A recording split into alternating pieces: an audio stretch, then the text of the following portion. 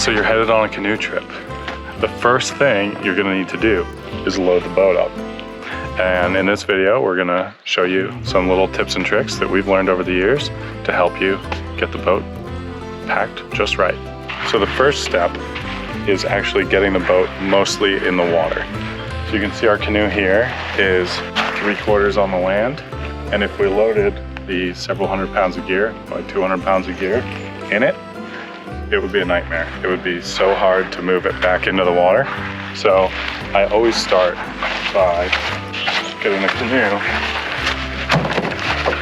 3/4 of the way in the water. That way you load the weight in and all you have to do at the end is lift the stern out, push it all the way in, and you'll be good to go. The next kind of key thing to think about when you're loading up a canoe is you really need the balance of the boat to be just right.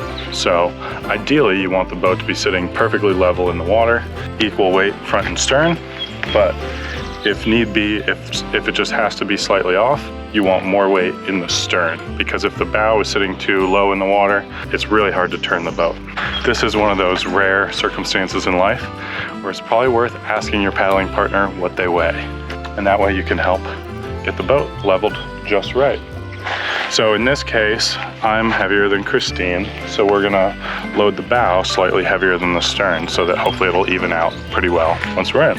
So I'm gonna start with the heaviest item, which on this trip is our cooler. We don't always bring a cooler, especially when we're doing longer backcountry trips, but on just overnight on a single lake, it's nice to bring really nice food and keep it cool while we're out there. So this has to fit in the widest portion of the boat, but we're gonna go just in front of the center thwart. And by having it right here, the weight is slightly forward of center, but it's still pretty close to the center because this thing weighs almost as much as what it was. Next we have our 2 Big River dry bags with these straps. So we've been big fans for years of the smaller Sea to Summit Big River dry bags. Those have gone on countless trips with us. We stuff them into our sea kayaks, but they just recently launched these ones that have carrying straps, waist belt, and these are really my ideal canoe packing bags because they hold more gear. You don't have to fit them into a small compartment in the canoe. And then when you have a portage, you just throw on the bag and it's good to go. And it also just limits the number of small items you have in the canoe. So I'm gonna load these in.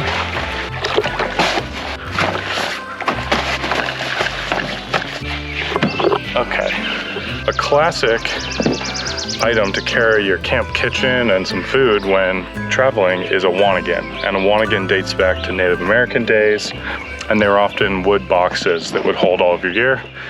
And on just our little 2-person trips, we use the same spirit, but we have a plastic box. But this has our whole camp kitchen, knives, fuel,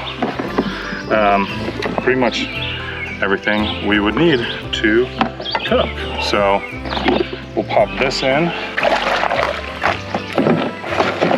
We'll pop that up front along with the last 2 smaller dry bags, which should hopefully just finish the balance of the boat. So the boat looks pretty well balanced now. It's fully in the water, but without anyone in it. And that may mean we need to move a little bit of weight forwards because I weigh more than Christine, but we'll test it as is, see how it paddles in the water, and go from there. Well, hopefully that helped you learn a little bit about how to pack a canoe, and we'll probably be doing more of these kind of short informational videos. Let us know if there's anything you really want to know about canoe camping or any other type of camping here in Maine, and we'll see you on the water.